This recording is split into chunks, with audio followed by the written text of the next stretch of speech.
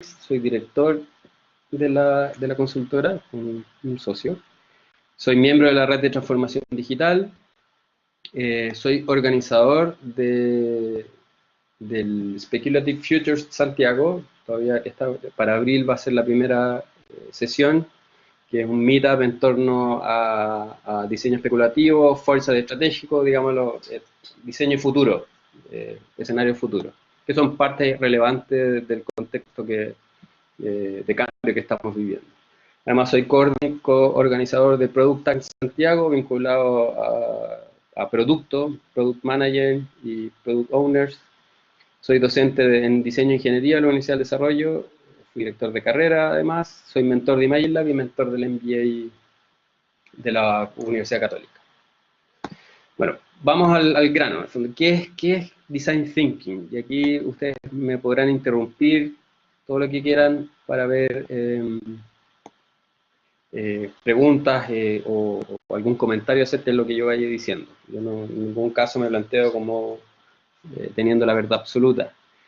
El Design Thinking nace poniendo en valor la manera en que los diseñadores trabajan, en la teoría, digámoslo, que es siguiendo un método particular, vinculado a un método de proyecto y proyectista, lógicamente el uso de la creatividad, la capacidad de prototipar y materializar, la capacidad de observación, de ver los fenómenos del entorno con otra mirada, mucho más exhaustiva, lógicamente la capacidad de comunicar y una sensibilidad también que tiene que ver con lograr traspasar las capas superficiales de los fenómenos que nos rodean y entrar, ¿no es cierto?, hacer doble clic con la capacidad de conectar, y lógicamente como punto central es que estamos centrados en el usuario. En general, al menos el diseño en el que fui formado es que es desde el centro en el usuario, no desde la creación artística. Y ahí, en el fondo, tenemos una serie de un contexto particular que está vinculado al Design Thinking, que es el User-Centered Design, Human-Centered Design, y el Design Thinking es responde a estos paradigmas en cómo el diseño responde a personas, a sus características, entendiendo que son sujetos complejos, más allá de lo funcional, sujetos psicosocioemocionales. Por lo tanto, ahí se vuelve relevante la mirada en relación a otros contextos. No solo el Design Thinking no nace solo, sino que tiene vertientes a partir del diseño centrado en el usuario, que está vinculado al diseño de interacción, a Human Factors en ingeniería, y ahí las herramientas también están vinculadas con esos aspectos. Tim Brown, que es el fundador de IDEO, que es el que Design Thinking, el concepto está desde Herbert Simon en 1969 y otros autores, pero Tim Brown es el que logra, a partir de su consultora IDEO, vender el concepto y transportarlo hacia su uso en los negocios. Entonces, usa esta sensibilidad y métodos de los diseñadores para hacer coincidir, uno, en primer lugar, las necesidades de las personas, con la factibilidad tecnológica, la capacidad de ser construido y de que esto funcione, digamos, y con lo que es una estrategia viable de negocios, algo que digamos, más allá de la creación de un producto valioso, valorable, es que esto sea un negocio viable. Y como objetivo final es convertir en valor para el cliente y una oportunidad para el mercado de una empresa. Hablamos que tenemos una tríada que tiene que ver con el usuario, la tecnología y el negocio. Y estos tres, el Design Thinking de alguna manera, o la innovación, la idea es que funcionen los tres como un relojito.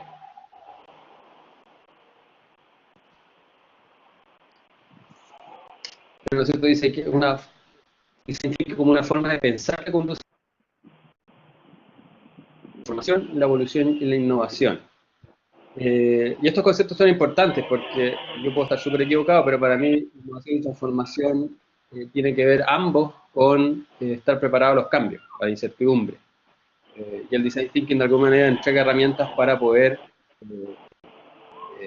conducir y estar preparado dentro de este mar donde las incertidumbres y el riesgo están ahí a la vuelta de la esquina. Las premisas del Design Thinking tienen que ver con estas 6, dentro de las más importantes. La primera, que es obvia y lógica de lo que hemos conversado, es que se centra en el humano. Y definimos el humano más allá del usuario, ¿no? Nosotros nos interesan las cosas o lo que nos rodea, nos relacionamos con nuestro entorno a partir de necesidades funcionales, pero también emocionales y también sociales. Como premisa también está el show don't tell, que tiene que ver con materializar, tangibilizar, igual que la cultura de prototipado.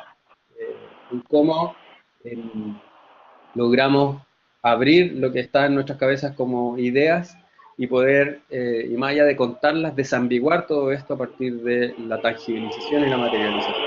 Y con ello también los procesos de testeo importantes. ¿No es cierto? Es que esto está enfocado, tiene un foco en la acción, se trabaja en torno a un proceso consciente, una conciencia de un proceso en que yo estoy validando distintos aspectos de lo que va desde la idea de una solución. Y por último, la colaboración radical. O sea, el Design Thinking nace teniendo como centro también la colaboración, el cómo hacemos participar equipos en torno a la creación de valor, que participen clientes, que participen usuarios de distintas áreas. Y ahí ustedes, en el fondo, ya están viendo que estos elementos son claves dentro de los procesos de transformación, sobre todo lo que tiene que ver con estilos de liderazgo y con la participación de la empresa en el cambio de la cultura. Muy vinculado al tema de agilidad. Si lo definimos hasta el modelo de doble diamante, nosotros trabajamos el Design Thinking en estas 5 etapas. Esto es un resumen. Desde la divergencia, de cómo logramos levantar la mayor cantidad de información desde el usuario, desde el texto, tiene que ver con descubrir, y eso tiene que ver con empatizar, ahí vamos a ver cada una de estas etapas.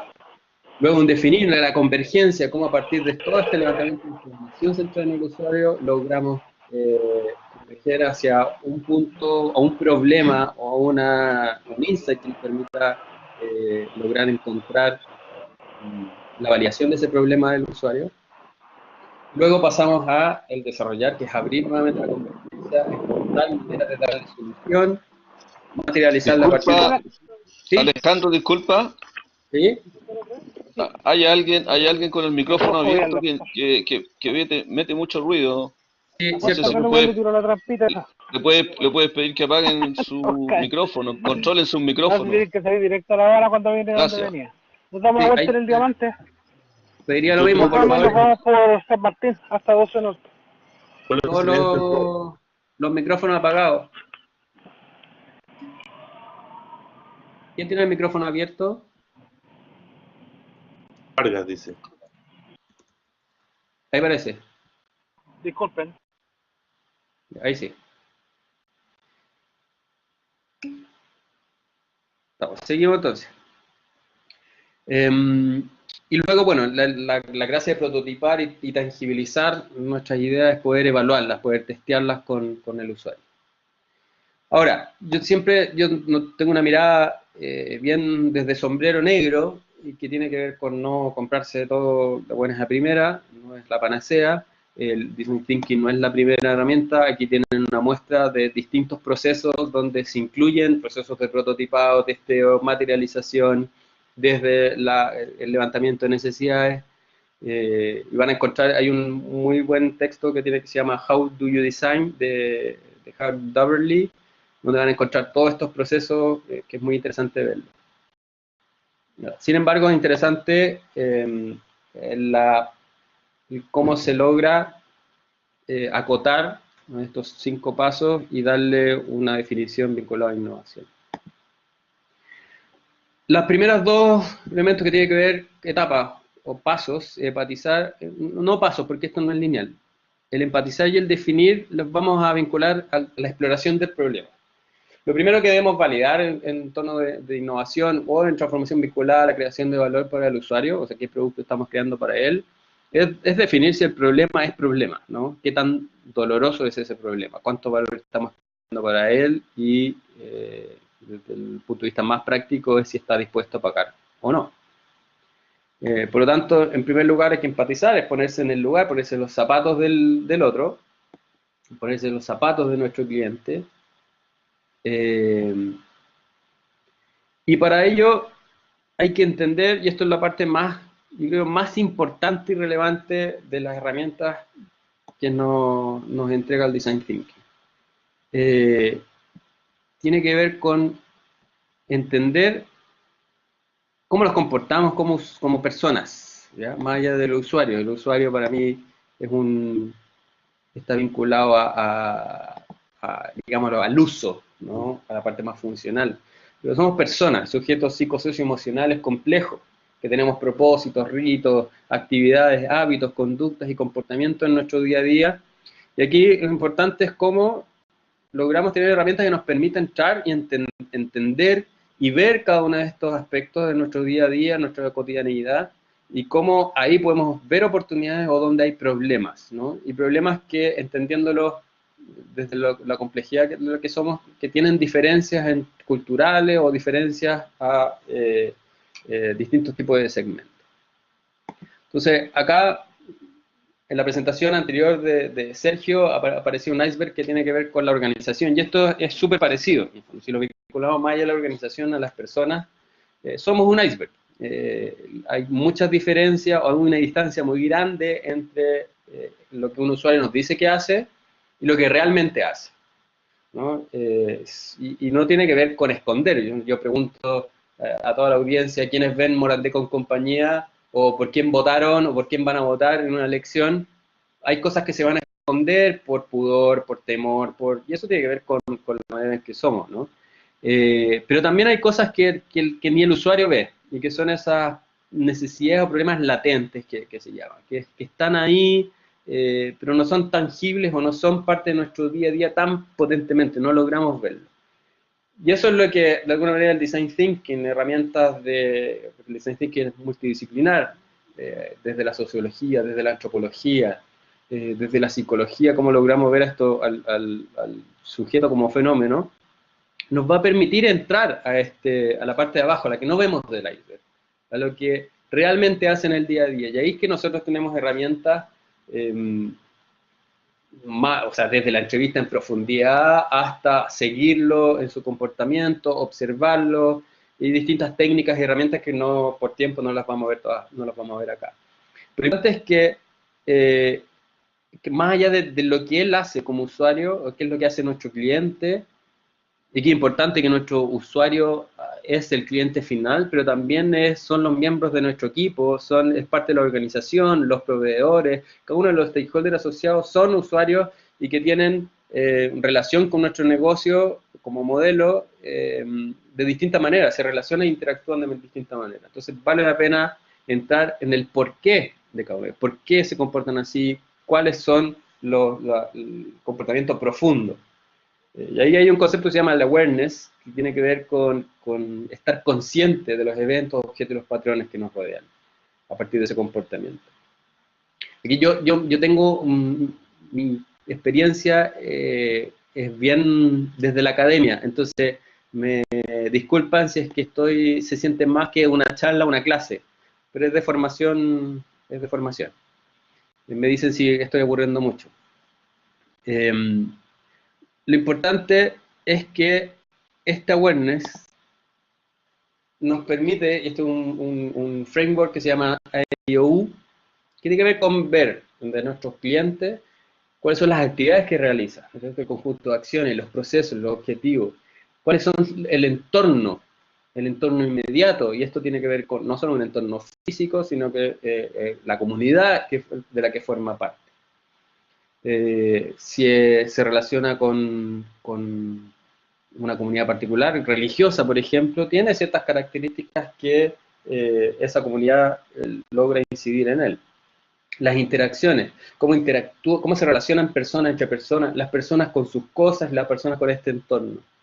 Los objetos, qué es lo que usa, cuáles son sus cosas. cada uno de estos elementos, y el usuario, ¿no es cierto?, sus roles, los valores, los prejuicios, estos 5 aspectos nos permiten entender en profundidad a este cliente, a este usuario. Y el Design Thinking, entre otras herramientas, la idea es que nos permite lograr y focaliza en entender todo este contexto del usuario. Ahí también nosotros lo vinculamos al Job to be done de Christensen, que lo importante, como les decía, las personas son sujetos psicosocioemocionales, y por lo tanto las tareas que tiene por hacer son funcionales, resolver un problema funcional, son emocionales, y de lo emocional es personal o social. Entonces hay oportunidades que nacen desde la funcionalidad solamente, u otros aspectos son los sociales, ¿no?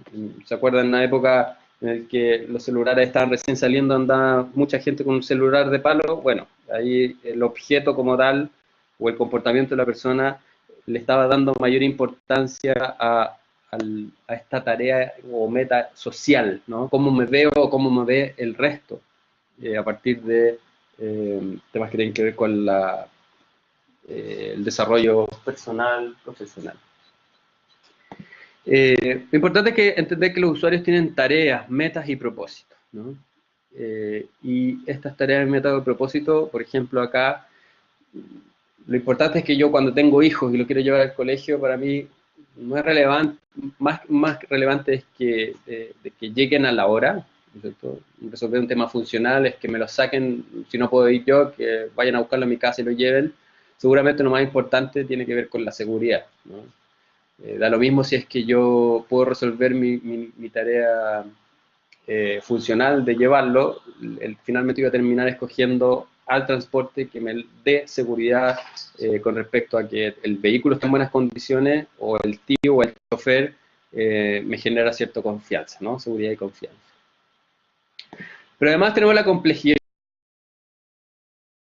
Los usuarios se enfrentan a estas tareas, metas y propósitos, o tienen comportamientos que están asociados a distintos niveles de relación, ¿no es cierto? Hay un usuario sofisticado que es el que está dispuesto a ser el primero, lo que llamamos early adopter o early evangelist en el caso de emprendimiento, y es este que sale una solución nueva y está dispuesta a probarla, independiente si es que, ¿no es cierto?, pueda saber que puede llegar a fallar, o que está todavía en un estado inicial de desarrollo, ¿no? Hay un usuario promedio, que es el general, ¿no es cierto?, la early majority, que son los que ya, una vez que se probó algo, esto ya, mira, funciona, ahí recién lo tomo yo. Y está este usuario básico, que es el último, el laggard, que a lo mejor tiene aversión a la tecnología, que tiene aversión a nuevos productos y resuelve sus tareas, metas y propósitos de la manera que lo ha venido haciendo tradicionalmente. Pero también complejiza un poco el análisis de quiénes son nuestros usuarios, quiénes son nuestros clientes y sus características, y cómo estratégicamente focalizamos, ¿no es cierto?, desde los sofisticados al general y luego al básico. Pero aún más complejo es entender a este usuario si lo entendemos dentro de contextos, ¿no? El individuo es parte de un núcleo, es parte de una comunidad, de una ciudad, una región, un país y un territorio, y a nivel global.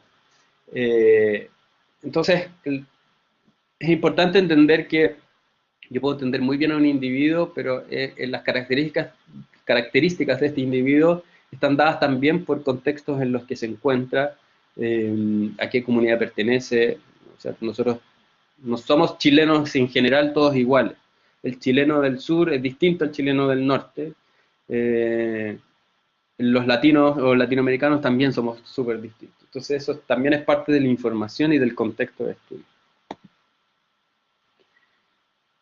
¿Dudas? ¿Consultas? ¿Se escucha todo claro? ¿Se escucha bien? Perfecto. Cuando ya he estudiado muy bien, empatizado con este usuario, yo tengo una cantidad de información gigantesca, ¿no?, que me permite entenderlo en su contexto complejo, qué es lo que siente, qué es lo que hace, qué es lo que él piensa, qué es lo que él dice. Entonces, aquí lo que hay que hacer es lograr sintetizar toda esa información. No me sirve ese cúmulo de información, ¿no es cierto?, arrumbada en un lugar, sino necesito sintetizarla y lograr hacer que me permita accionar a mí. como equipo. Y ahí tenemos distintas herramientas, aquí que muestro, ¿no es cierto?, el Empathy Map, que nos permite bajar a un mapa qué es lo que él ve, ¿no es cierto?, cuál es su entorno, qué es lo que escucha, quiénes son los que lo influencian, son los medios, son sus pares, qué es lo que piensa y siente, ¿no?, qué es lo que es importante para él, cuáles son sus miedos, su esperanza, sus sueños, y también, ¿no es cierto?, cuáles son sus dolores, cuáles son los grandes obstáculos para enfrentar un problema, y cuáles son sus, se llama, ganancias, ¿no? Cómo él espera conseguir su tarea. Aquí después también tenemos otra herramienta que se llama el Persona, no sé si la conocen, nos permite también tangibilizar y materializar en un arquetipo de usuario toda esta investigación, en uno o varios arquetipos de usuario, primarios, secundarios. Y esto también es parte del Design Thinking, ¿no? Es cómo logramos a partir de herramientas no solo de divergencia como el brainstorming o lograr idear, sino también desde la síntesis, cómo logramos que todo el equipo de desarrollo del producto o de entender al cliente participe. Y eso implica tener herramientas de síntesis, tener una visible y tangible en la oficina, en el espacio de trabajo, a quienes son nuestros clientes consumidores. Luego de eso, que ya exploramos el problema, sabemos que él lo tiene, cuál es su dolor, viene la exploración de la solución. O sea, cuál es el mejor approach, cuál es la mejor manera de darle solución a ese problema que hemos levantado. Viene la etapa de ideación, y aquí uno de los elementos importantes, el idear desde el punto de vista de cómo usamos la creatividad y la colaboración dentro de este proceso de ideación. Todo el equipo, la idea es que participa, de que no voy a entrar a cómo hacer un brainstorming, pero sí es sentir que todo el equipo participa de igual manera, de manera transversal, que todos estamos involucrados en el mismo nivel, no hay verticalidad, sino más bien horizontalidad. Y eso son herramientas importantes dentro de un equipo de trabajo que está orientado a la innovación o a la transformación o en agilidad. No hay alguien que tenga mayor poder que otro. Y en la etapa de ideación, ¿no es cierto?, nos permite retroalimentar sobre las exploraciones que estamos haciendo, realizando, de solución a un problema particular. Lo importante de todo esto es que es asociar esta búsqueda de brainstorming a el insight. ¿Cuál es nuestro insight por el cual vamos a trabajar? Y aquí hay un ejemplo, por ejemplo, nuestro desafío podría ser lo que estamos viendo en sentido superficial, es que al usuario le gusta el helado y no puede comerlo en cualquier lado que quiera porque se mancha, ¿no?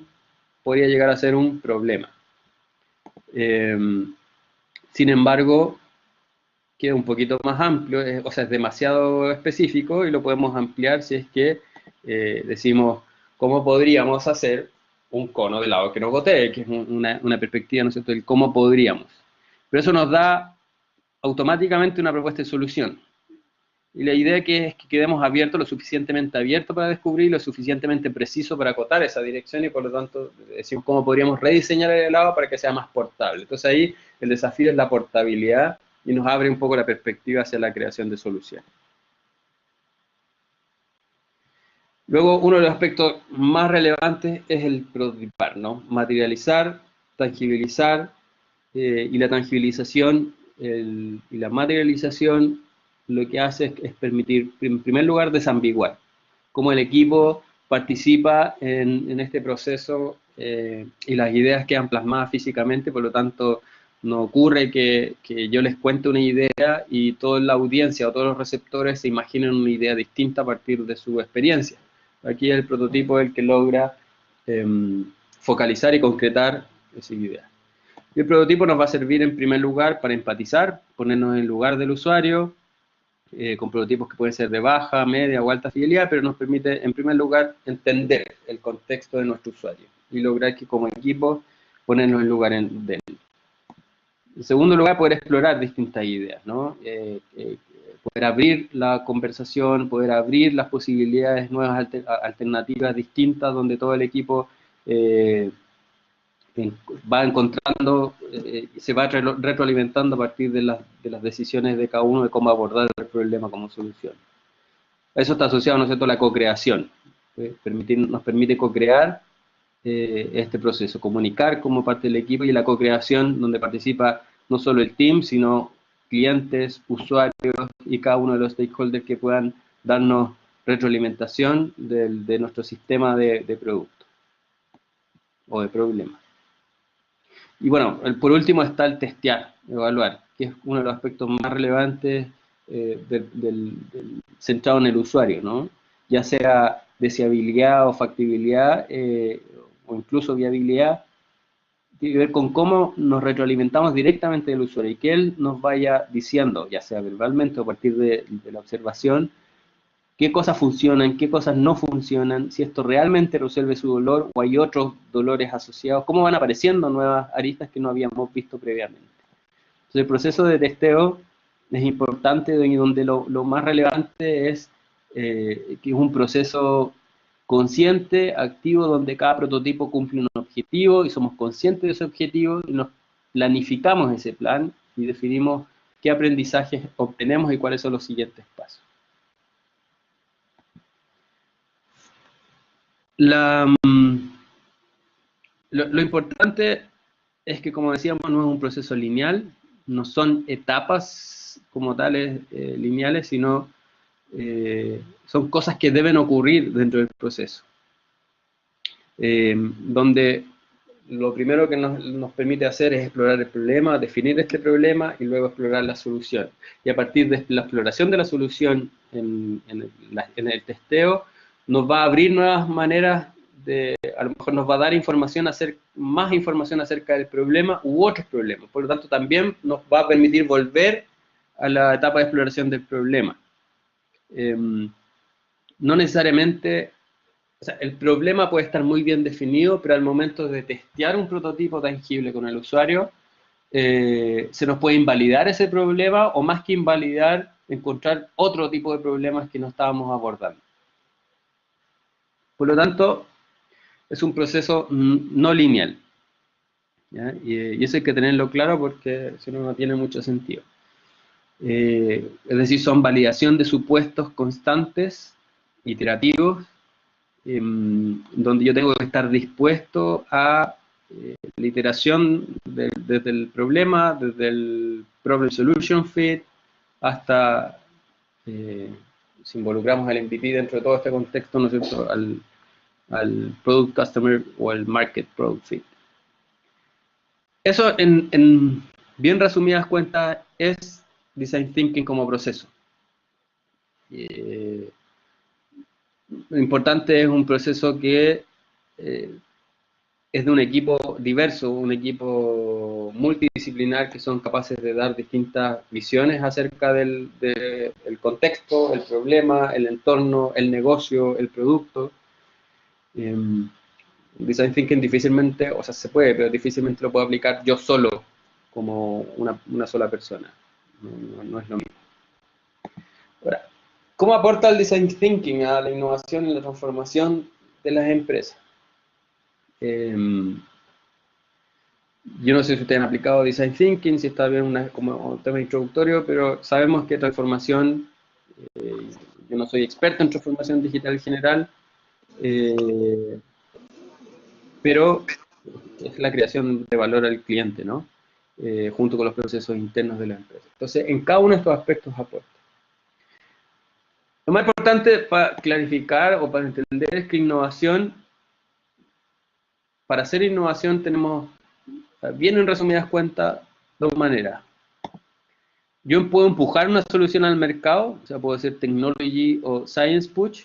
Si yo tengo una solución tecnológica o un producto que no está anclado en ninguna necesidad, sino más bien una epifanía, una genialidad mía como innovador, y lo que hago es empujarlo al mercado. Y de ahí voy encontrando cuál es la cabida que tiene con qué necesidades, con qué dolor, con qué segmento calza, ¿no? Si no calza, bueno, no va a ser un éxito y no tiene sentido que lo siga empujando.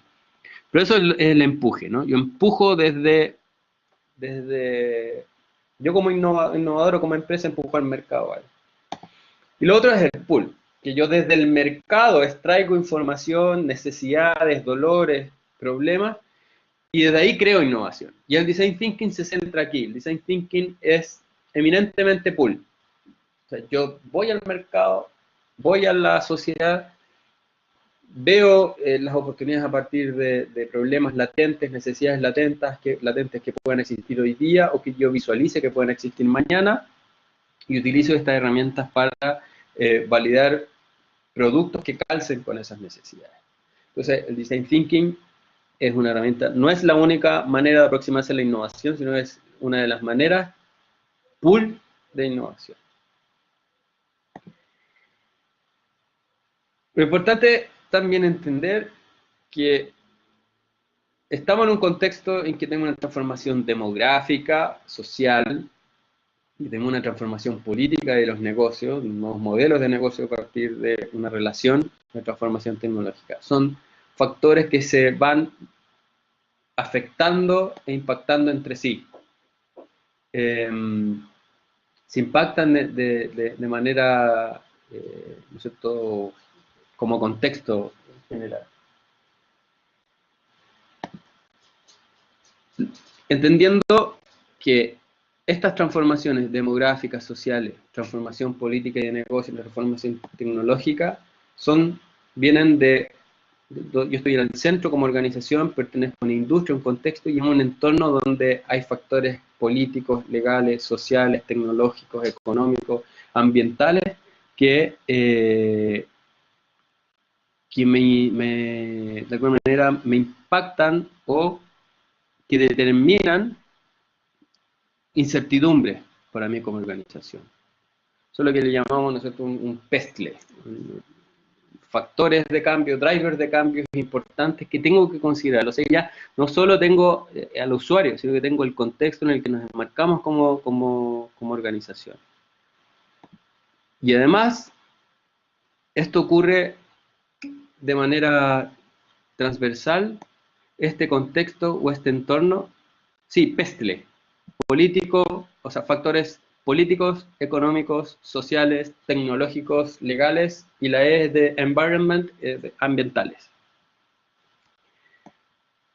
Estos cambios del entorno, que los definimos como pestle, como resumen, genera cambios en nosotros, como sociedad, como personas. Cambios de conductas, cambios de comportamiento, cambios de consumo, cambios demográficos, aumento, por ejemplo, el aumento el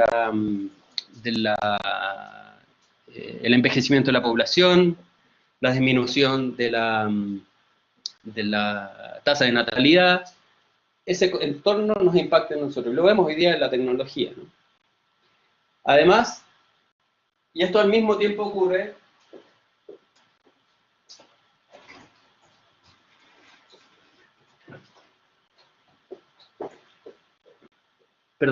esto ocurre al mismo tiempo en que nuestros cambios, el cambio que realizamos, que nos realiza el entorno, estos cambios de comportamiento, genera cambios en el entorno. O sea, esto es una relación cíclica, una relación cíclica en que es nuestro entorno el que modifica nuestra manera de ser como sociedad, y esos cambios también hacen que el entorno cambie al mismo tiempo. Entonces, las incertidumbres son gigantescas, estos cambios son simultáneos, y es lo que hace imprevisible el futuro. Por eso es que no hay predicción. Cuando hablamos de los cambios del entorno, el contexto hacia el futuro, no hay manera de predecir. Sí podemos prepararnos un poco analizando las tendencias, ¿no es cierto?, cómo vienen y cómo podríamos previsualizar y armar estos escenarios futuros. Pero la transformación tiene que ver con eso, ¿no? Transformación e innovación tienen que ver con cambio. Cómo preparamos una organización para que sea capaz de transformarse constantemente. No tiene mucho sentido que transformemos toda nuestra organización al contexto que tenemos hoy día, porque va a cambiar mañana.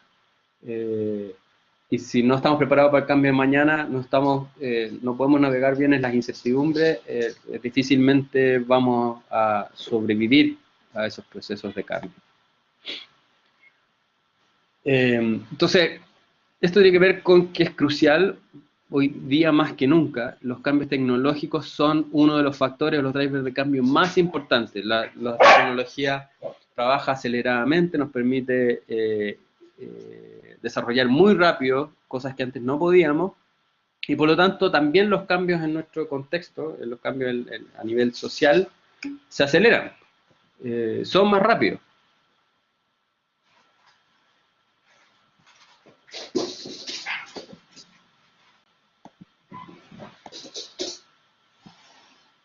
Voy a mandar la presentación por si acaso, para aquellos que no la puedan ver bien.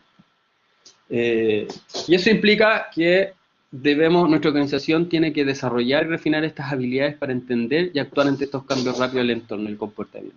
Esto está cada vez más interconectado, complejo. Antes los desafíos eran predecibles, lineales, bien definidos, y hoy día trabajamos en contextos absolutamente impredecibles, cada vez más impredecibles. Los cambios antes ocurrían, tienen que pasar décadas para cambios importantes a partir de la tecnología.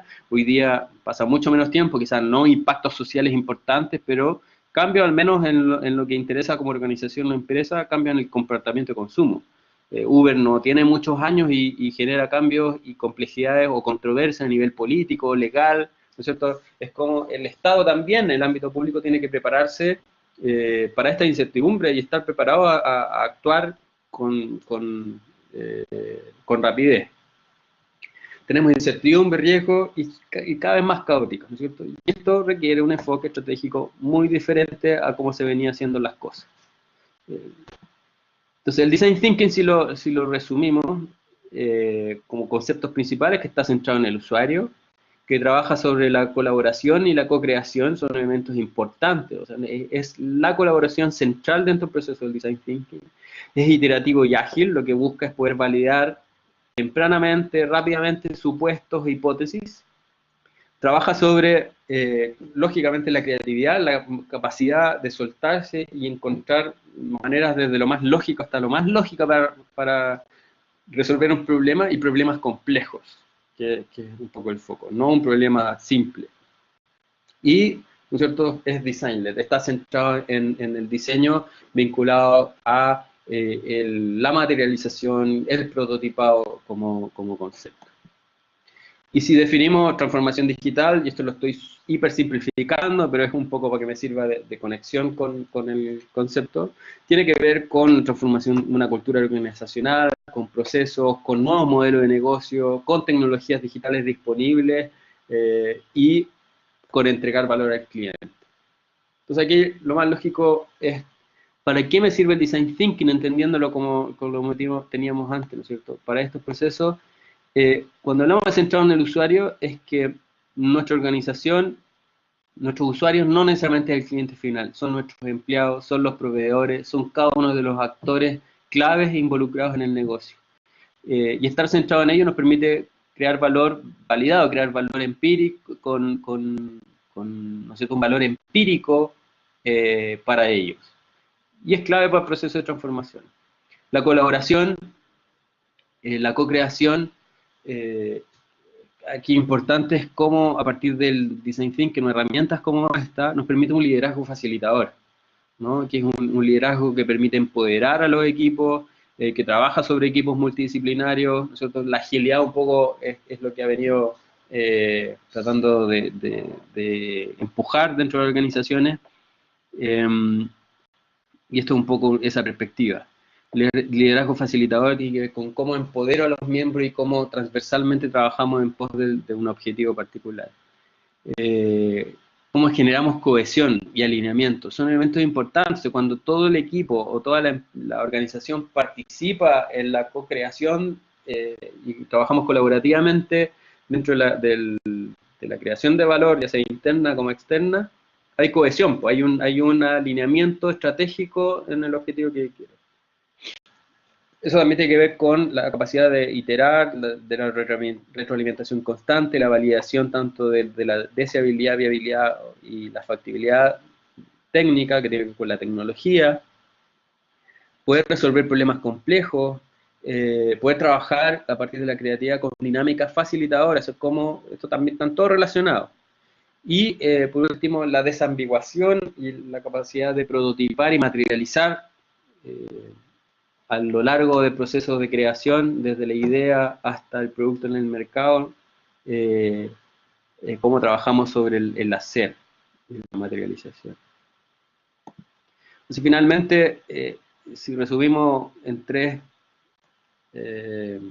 conceptos o tres núcleos, desde la tecnología, lo digital, los productos, el trabajar sobre las personas, los usuarios, su cultura y la sociedad, y la organización, su estrategia y el modelo de negocio, el Design Thinking nos permite, ¿no es cierto?, entender cuál es el entorno, cómo a partir de ese entorno yo levanto insight que me permita a mí prepararme estratégicamente para crear o para modificar o crear nuevos modelos de negocio, poder prototiparlos, iterarlos rápidamente con las tecnologías digitales y de manera ágil y rápida, y eso, ¿no es cierto?, nuevamente poder impactar en nuestras tareas, metas y propósitos como sociedad. Esto es un ciclo constante, y por eso el Design Thinking como herramienta, como approach para la innovación o la transformación es relevante, porque busca estar consciente, nos entrega herramientas conscientes de estos procesos en el que estamos modificándonos e impactándonos constantemente. Eso como una introducción bien introductoria al Design Thinking. Yo no sé si tienen preguntas, comentarios, si queda claro un poco la mirada acerca de cómo el Design Thinking puede aportar a la transformación o a la innovación. Podemos quedar abiertos los micrófonos para, ¿cuánto se llama? Los comentarios escritos. Héctor. Hola, ¿qué tal? ¿Me escuchas? Hola. Ya. Sí. Oye, primero que nada agradecerte por la presentación, me parece súper haber podido resolver todo este concepto en menos de una hora. Y respecto al tema de lo que nos convoca a esta metodología, el tema de gestión del cambio. Tradicionalmente uno es la parte menos tecnológica, digamos, del tema de transformación digital, sí. ¿ya? Porque trata con las personas. Entonces, precisamente por eso yo creo que se escogió esta metodología para tratar de abarcar esta parte. Ahora, de lo que has dicho, me salta algo que es que, a ver, voy a cometer un error. Tradicionalmente se ha pensado que el tema de gestión del cambio es un proceso que se realiza una vez que ya se tiene definido el proyecto y este proyecto tiene que implementarse en alguna organización.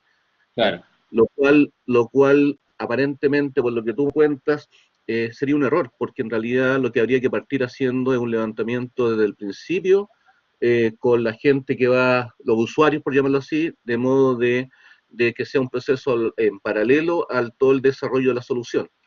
En particular, eso me recuerda también un caso análogo, que es el tema del testing o QA de software, que tradicionalmente también uno lo hace como en las etapas finales del desarrollo, y en realidad es un tema que debería tomarse casi, o sea, no casi, desde el principio de prácticamente la definición del problema. Entonces, claro. Aterrizando el tema, ¿cómo tú crees que se puede enfocar la metodología esta al caso particular de tratar de minimizar o potenciar, si tú quieres, de alguna forma, el tema del cambio en la organización que va a sufrir o se va a beneficiar del cambio?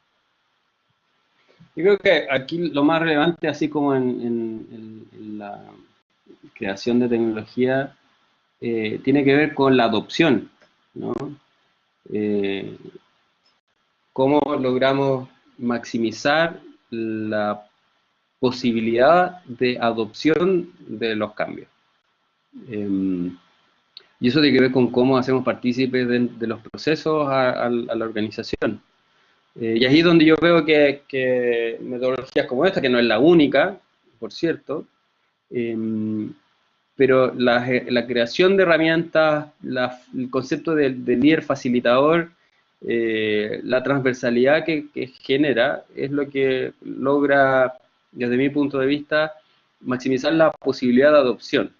Y entendiendo también que todo esto tiene que ver con disminuir los riesgos y las incertidumbres. Si yo pretendo empujar desde la gestión del cambio una manera de particular en una organización, sin entender su cultura, que es difícil hacerlo, ¿no? Finalmente terminas teniendo resistencias y fricciones. Por lo tanto, estas herramientas te permiten entender a esa organización y a cada uno de sus usuarios y stakeholders. Levantar información de cuáles son sus intereses, qué es lo que los motiva, cuáles son sus frustraciones, sus miedos, de toda tu organización, o sea, tu organización como cliente. Y eso, yo creo, desde mi perspectiva, te permite disminuir los riesgos de no adopción. Héctor. Estoy absolutamente de acuerdo con el diagnóstico general que hace, pero la duda que tengo es cómo operacionalizas eso, porque si tienes, por ejemplo, por decir algo, tienes una organización de 1000 personas, ¿ya? Y el problema es que si tú tienes 2 o 3 que tienen algún rol o personalidad de líderes, pueden echarte por abajo todo el proyecto. Entonces, ¿cómo operacionaliza el tema de, yo me puedo imaginar grupos de 10 de 20 personas a lo mejor trabajando en el tema de cogestionar o co-crear, pero no se me ocurre cómo expandirlo a que todo el mundo participe? No, por cierto, no es viable incorporar a toda la organización, ¿no? Porque tú vas a definir acciones para cada uno de los niveles de la organización. Porque son stakeholders distintos, son maneras de aproximarse distintas. Y yo creo que es inviable incluirlos de la misma manera a todos. Si es viable establecer criterios como objetivos a partir de esta participación y co-creación para cada uno de los niveles del proceso. Pero claro, una organización gigante, pero se ha hecho, no sé si 1000 personas, pero es parte relevante entender cada uno de esos niveles, sus funciones y cuál es el rol que van a jugar dentro de esos procesos. Pero tú puedes facilitar a los roles de liderazgo para que ellos sean los partícipes importantes de la facilitación finalmente del resto de su equipo. Y es el empoderamiento en el fondo en los procesos en este caso de Design Thinking para innovación y transformación.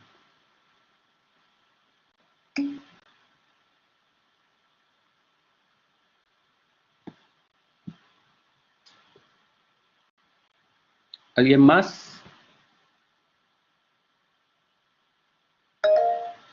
Patricio. Hola, Alejandro, muchas gracias por la presentación, excelente. Y la pregunta es, basada en tu experiencia, tanto en el guiar sobre esta metodología como en la experiencia en que tú la has puesto en práctica en organizaciones, ¿cuáles tú crees que han sido los principales criterios de éxito o factores de éxito que hace que esta metodología genere los resultados esperados? ¿Y cuáles han sido tal vez los aprendizajes con respecto a qué situaciones a veces hacen que no se aproveche el beneficio de esta metodología? ¿Y qué cosas hay que previamente preparar a la organización, a los líderes, para que estén más abiertos a adoptar esta metodología? Yo creo que el principal factor, y esto es algo que es súper, que tiene que ver con la cultura, ¿no? Los procesos participativos, creativos, están, esto es un comentario personal que no lo tengo validado científicamente, ¿no? Pero nacen en países anglosajones donde la cultura de participación y de, llamémosle, holgorio, o de que se involucran activamente, no es tanta como la latina. Entonces, no sé si les ha pasado, pero lo que pasa regularmente es que al chileno nos incomodan este tipo de dinámicas, así como en el que todos nos participamos en el mismo nivel y donde, no sé, de alguna manera, entre comillas, nos llegamos a sentir un poquito ridículos, ¿no? No sé si les ha pasado, hay cierta incomodidad, y eso pasa normalmente, me ha pasado y suele pasar. Son modelos que vienen con una cultura particular de personas, por ejemplo en Estados Unidos, donde en el día a día no se hace. Entonces esto se agradece, es como, oh, esto es un cambio importante, ¿ya? Entonces ahí hay una fricción inicial, que luego, pasada esa fricción, la organización se involucra. Pero ahí yo creo que hay que detectar el tipo de organización que tenemos. Hay organizaciones mucho más rígidas, hay organizaciones donde tienen una cultura súper arraigada de verticalidad. Entonces cuando llegas y aunque sea venga del gerente, o de un nuevo gerente que llega a esta organización que normalmente, históricamente trabajaba verticalmente, esa organización ya va con vuelo tomado, ¿no? Entonces tú pretendes ahora generar un cambio mucho más abierto, más transversal, con dinámicas de participación y colaboración, y ahí lo que pasa es que la organización es como que se pone así como, a ver, ¿qué pasó aquí? Y eso genera tiempo, esos son tiempos que toma mayor tiempo ese cambio, porque, ¿no es cierto?, nos ponemos en como, a ver, yo antes venía trabajando en este modelo, aquí hay algo raro, o sea, algo me quieren hacer. Y eso pasa. Creo que las complejidades más importantes tienen que ver con entender el tipo de organización en la que se está trabajando, ya sea como internamente o en la que se va a trabajar si lo vemos como consultores desde afuera, y hacer las adaptaciones que correspondan. O sea, hay organizaciones donde a lo mejor, o niveles de la organización, donde dinámicas excesivamente sueltas o participativas no son cómodas, no acomodan. Y esas fricciones finalmente terminan impactando en los resultados que tú esperas. Y eso es importante. Y en el fondo, y eso implica mayor tiempo, una preparación, partir quizás más tranquilo, digamos, entre comillas, para luego avanzar hacia una perspectiva más ideal de participación. Diría que lo más relevante es que, uno, estamos en una cultura general a nivel como nivel chileno y también latinoamericano. No he tenido la posibilidad de participar con empresas con cultura de otros lados de Latinoamérica, y aquí si hay alguien de otro país en Latinoamérica, parte de la red que pueda aportarnos, pero claro, esta excesiva soltura, flexibilidad, a veces generan fricciones también, por muy raro que parezca. Y entender las características de la organización es clave para eso. ¿Alejandro? ¿Sí? Alejandro. ¿Hola? Hola. Bueno, Eduardo Lem por aquí. ¿Cuánto dura? Porque ustedes, como guía consultores, ¿no es cierto? Me imagino que hacen... No soy guía. ¿No? Ah, ya. Yo no soy guía, no, aquí Gonzalo me pasó su cuenta para la... Ya, bueno, entonces Alejandro, tú haces un proceso de acompañamiento a la empresa entonces para que pueda organizarse en torno al Design Thinking. ¿Cuánto tiempo dura más o menos ese proceso? ¿Cuánto es lo recomendado, digamos, en términos de perfiles de personas que participen? Porque está bien, los líderes tienen que estar, ¿no es cierto?, los que toman decisión, pero muchas veces no tienen tiempo también. Entonces me imagino que hay un perfil de personas con las que tú prefieres estar en distintos roles. Y bueno, en general eso, ¿cuánto más o menos dura este proceso de acompañamiento hasta que la empresa está suficientemente arriba del caballo, digamos, para continuar esto por sí misma ad eternum? Bueno, va a depender del tipo de empresa, lógicamente, ¿no? Hablando de las culturas. Y cuánto alineamiento estratégico hay con este tipo de no solo de herramientas, sino de modelos. Cuando está toda la empresa involucrada 100% con un alineamiento, lógicamente mucho más rápido, estamos hablando de no sé, un par de 2 meses, 3 meses en que logre instalarse en equipos abocados. O sea, estoy hablando de cómo se logra incorporar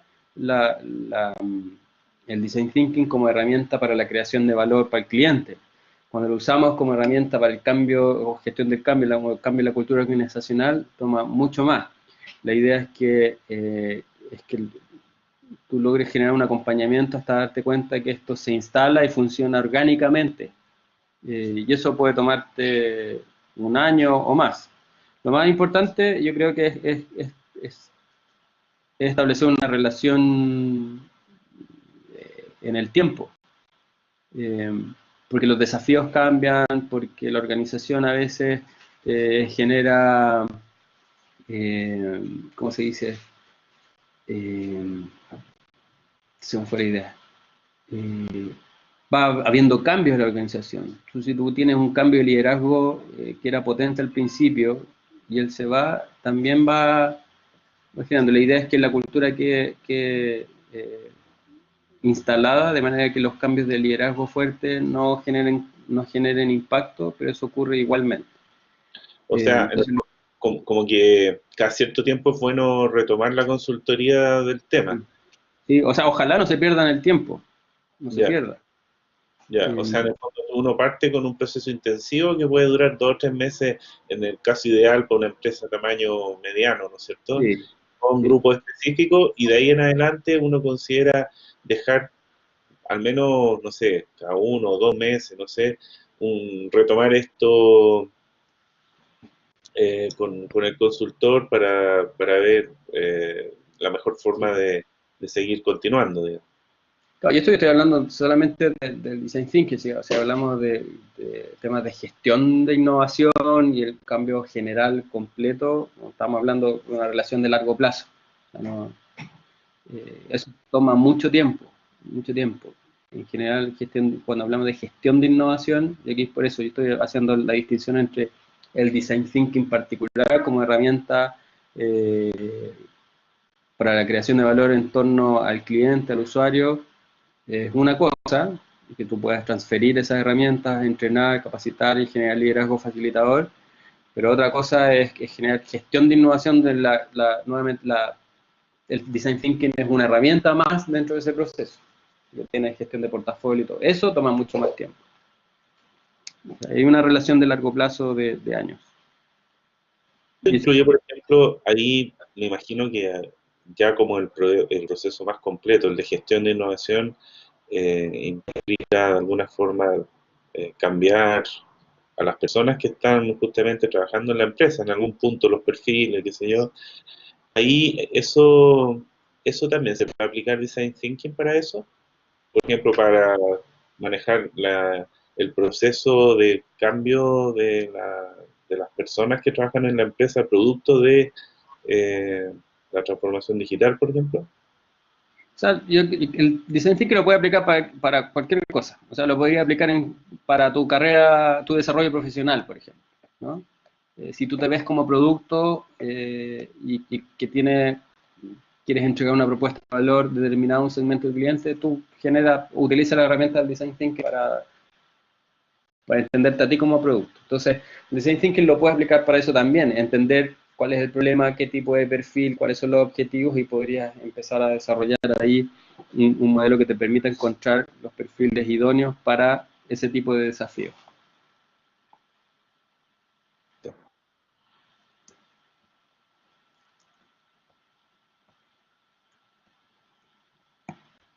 ¿Alguna otra consulta?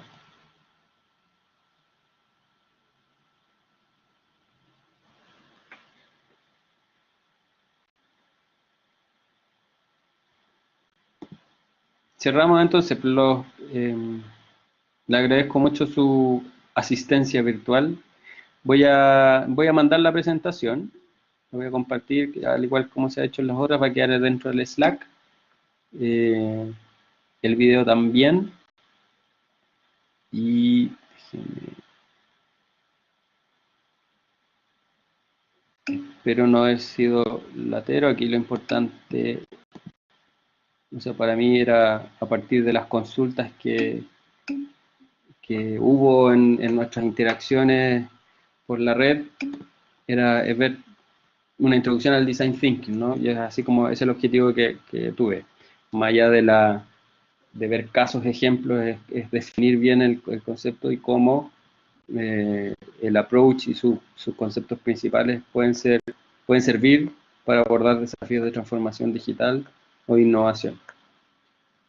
Ya, muchas gracias, abrazos, espero verlos en algún encuentro presencial que realicemos como red. Les mando la bibliografía también.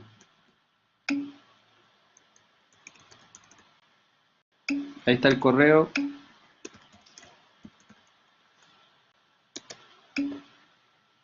Un abrazo, que tengan buena semana de lo que queda.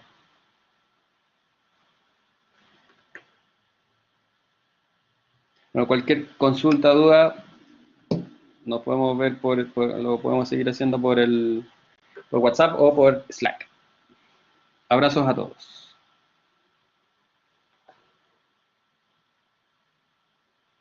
Gracias por el tiempo.